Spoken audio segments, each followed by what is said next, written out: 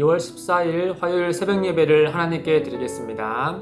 오늘 우리에게 주신 하나님의 말씀 마태복음 11장 1절에서 10절의 말씀입니다.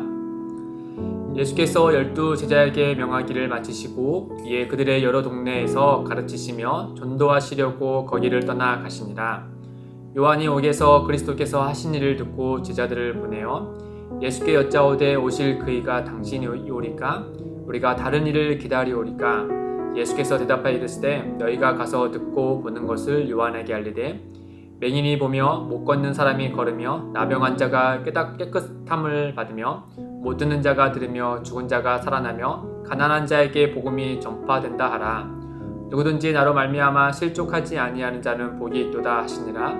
그들이 떠나매 예수께서 무리에게 요한에 대하여 말씀하시되 너희가 무엇을 보려고 광야에 나갔더냐? 바람에 흔들리는 갈대냐? 그러면 너희가 무엇을 보려고 나갔더냐? 부드러운 옷 입은 사람이냐? 부드러운 옷을 입은 사람들은 왕궁에 있느니라. 그러면 너희가 어찌하여 나갔더냐? 선지자를 보기 위함이더냐? 옳다. 내가 너희에게 이르노니 선지자보다 더 나은 자니라. 기록된 바 보라 내가 내 사자를 내 앞에 보내노니 그가 내 길을 내 앞에 준비하리라 하신 것이 이 사람에 대한 말씀이니라. 아멘. 우리가 좀처럼 보기 힘든 눈물이 있다면 아무래도 아버지들의 눈물이겠죠. 이 어린 자녀들에게 아빠의 존재는 강하고 또 영웅적이고 또 가정을 안전하게 돌봐줄 분으로 여기기 마련입니다. 또 어릴 때뿐만 아니라 성인이 되어서도 아버지라는 존재를 보게 되며 늘 그 가정들 또 자녀들을 든든하게 견고하게 안전을 책임지는 또 이런 요새로 있고 싶어 하죠. 그렇기 때문에 우리가 생각해 보면은 이 대부분의 자녀들이 이 아버지의 눈물을 잘 보지 못할 겁니다. 그런데 제가 어렸을 때 한 가지 기억이 남는 것은 아버지가 어머니 품에서 울고 있는 모습이었습니다. 어렸기 때문에 왜 울지? 하고 생각만 했을 뿐 그 이유에 대해서 궁금해 하지는 않았거든요. 그저 이상하다라고만 생각을 했지 그 이상으로는 다른 생각을 해보지 않았습니다. 그런데 이제 성인이 되어서 돌아보니까 우리 아버지가 그때 왜 울었는지라는 의문도 잠시 잊혀진 채 이런 생각이 들더라고요. 아버지도 연약한 사람이니까 눈물을 흘리는 게 어쩌면 당연한 것이지 라는 생각이 들곤 했습니다. 그런 것처럼 우리가 겉으로 봤을 때 강한 사람이라도 결국에는 연약함이 있는 사람이지 않습니까? 우리 모두가 다 그런 연약함이 있는 존재들이죠. 이런 면에서 세례 요한도 마찬가지로 연약한 사람이었습니다. 이 복음서에서는 그의 생애에 대해서 짧게 기록해 주면서 아주 강한 인상을 남겨줬지만 생각해보면 세례 요한도 한 사람이었다라고 하는 것이죠. 그의 삶을 보면 광야에서 이 정치 지도자나 또 종교 지도자 또 군인들과 일반 백성들에게 거침없이 하나님의 말씀을 전하는 선지자였습니다. 특히나 이제 그 당시에 있었던 분봉왕 헤롯이 자기 동생 빌립의 아내와 결혼하는 것을 두고 공개적으로 질책까지 하죠. 그런 연유로 인해서 감옥에 갇히고 말지만 말이죠. 얼마큼 이렇게 강력하게 메시지를 전했냐 하면은 이 헤롯이 이제 완고한 고집으로 세례 요한을 미워하지 않았겠습니까? 그런 그가 마가복음 6장 20절에 보시면은 이 세례 요한의 말씀 중에 그에게 달갑게 들리는 말씀도 있었다라는 정도로 고백할 정도로 세례 요한은 당시에 높은 자나 낮은 자나 누구에게나 하나님의 말씀을 아주 엄히 또 진실하게 전하고 또 그들에게 들리는 그런 선지자 노릇을 했다라고 하는 것이죠. 어쨌든 간에 그가 이와 같은 강한 사역을 한 이후에 이제 감옥에 갇혀 있었는데 그때 이제 예수님의 행보에 대해서 소문을 계속 듣지 않았겠습니까? 그런데 그 예수님의 행보를 들을 때마다 의문이 드는 사실이 하나 있었습니다. 그 의문 중에 하나가 바로 무엇이냐면은 이 심판에 관한 것이었겠죠. 그가 세례 요한이 이제 광야에서 사람들에게 메시지를 전할 때 어떤 얘기를 주로 했냐면 이 좋은 열매를 맺지 아니하는 나무는 찍어 불에 던져질 것이다. 이렇게 강력하게 이야기했거든요. 그러면서 예수님에게 세례를 베푼 다음에 예수님께서 어떠한 일을 하실 것이다 라고 이렇게 선언했냐면 마태복음 3장 12절에 이렇게 선언했습니다. 손에 키를 들고 자기의 타작마당을 정하게 하사 알곡은 모아 곡간에 들이고 쭉정이는 꺼지지 않는 불에 태우시리라. 그러니까 구약의 선지자의 메시지를 잘 알고 있었던 요한이 봤을 때 장차 오실 메시아는 이 키를 들고 이렇게 키질을 해서 이제 알곡들은 안에 들이고 쭉정이는 불에 던지는 것처럼 좋은 열매를 맺는 자들에게는 영원한 것이 있고 그렇지 못한 이들에게는 이런 엄한 심판이 임할 것이다 라는 사실을 그는 바라보고 있었죠. 또 그 일이 이제 이 땅에 오신 예수로 말미암아 즉시 이루어지기를 바랬던 모양입니다. 그런데 이제 예수님의 행보는 전혀 그렇지 않다라고 하는 것이죠. 그러니까 세례 요한이 이거에 대해서 의문을 품고 제자들을 예수님께 보내어서 이렇게 묻죠. 예수님께 묻기를 우리가 다른 일을 기다리오리까 라고 하는 것이죠. 그러니까 세례 요한은 예수님을 어렸을 때부터 알았겠죠. 그의 어머니와 또 마리아가 알았으니까요. 그러면서 세례 요한은 예수님에게 세례까지 베풀었습니다.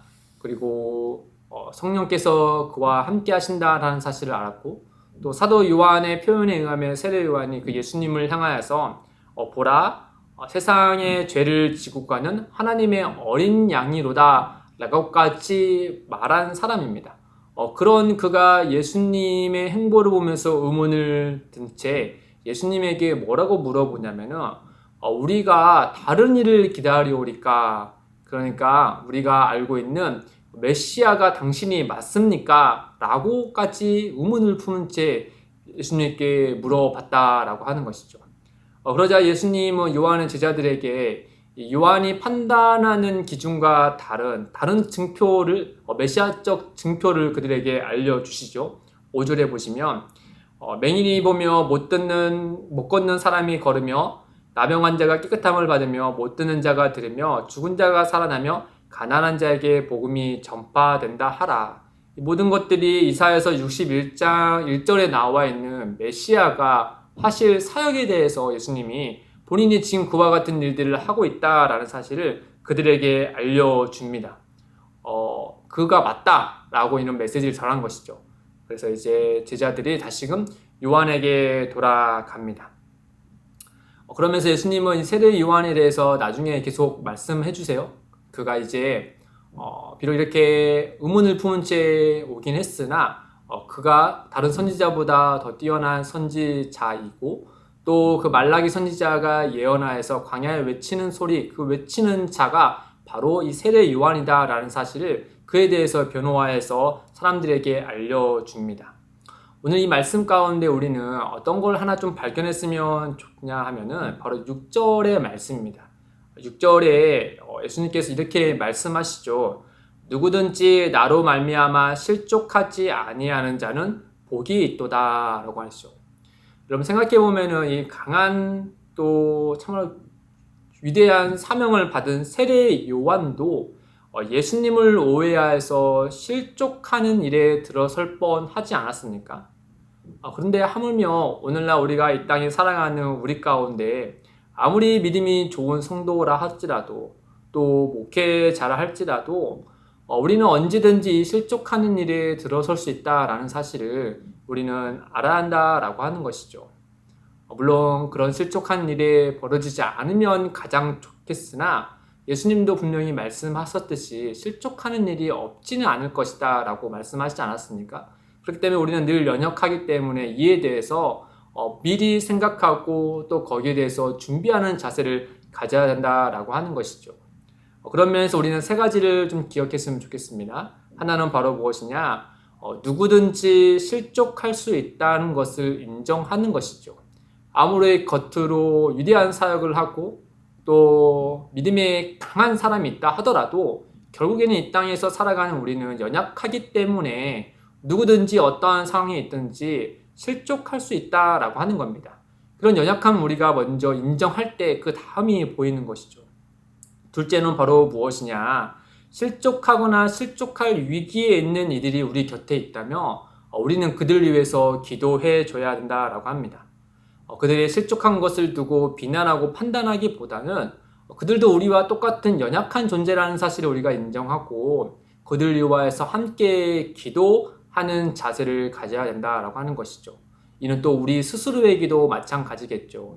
하나님 앞에 늘 기도할 때 우리는 연약하여서 오늘도 주님의 뜻하신 바대로 살지 못하는 연약함이 우리 안에 있습니다. 주님 우리를 아름답게 또 바르게 인도해 주십시오라고 하나님께 기도하는 자세를 우리가 가져야 되고 뿐만 아니라 내가 하는 말과 행동을 인하여서 다른 누군가가 실족할 일이 없도록 내 말과 행동을 주님 보호해 주십시오, 인도해 주십시오라고 겸손하게 하나님께 기도하는 자세를 가져야 된다라고 하는 것이죠. 마지막으로 셋째는 바로 무엇이냐? 이 의심과 두려움을 지나 예수님을 바라봐야 된다라고 하는 겁니다. 실족할 수 있습니다. 그러나 실족한 중에서라도 우리는 무엇을 바라봐야 되냐? 예수 그리스도를 바라봐야 된다라고 하는 것이죠. 요한과 요한의 제자들이 예수님에 대해서 의문을 품고 실족할 뻔하지 않았습니까? 그런데 예수님께서 그들에게 무엇을 보여주셨냐? 성경에 가리키는 예수 그리스도께서 하신 일, 예수님을 바라보도록 그들에게 안내하셨죠. 그런 다음에 제자들이 요한에게 돌아가지 않습니까?